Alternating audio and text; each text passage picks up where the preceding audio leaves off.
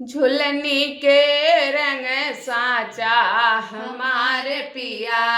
झुलनी के रंग साचा हमारे पिया, झुलनी में गोरी लागा हमारे दिया, झुलनी में गोरी लागा हमारे दिया। कवन सुनरवा बनावे रे झुलनिया, कवन सुनरवा बनावे रे झुलनिया, दे अगियन के आचा हमारे पिया, दे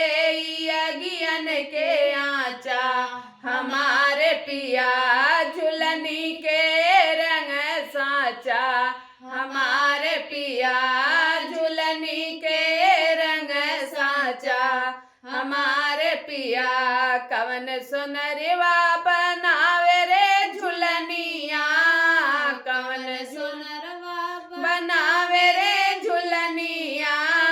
रंग पे पड़ै नाई काचा हमारे पिया, रंग पे पड़ै नाई काचा हमारे पिया, सुगर सुनरवा बनावे रे झुलनिया, सुगर सुनरवा बनावे रे झुलनिया, दे अगियन के आचा हमारे पिया, दे अगियन के आचा हमारे पिया, झुलनी के रंग साचा हमारे पिया, चित जल पावक गगन समीरा, चित जल पावन गगन शरीरा, तत मिलाए दियो पाचा हमारे पिया, तत मिलाए दियो पाचा हमारे पिया, झुलनी के रंग साचा हमारे पिया, झुलनी के रंग साचा हमारे पिया, पांच रतन से बनी रे झुलनिया,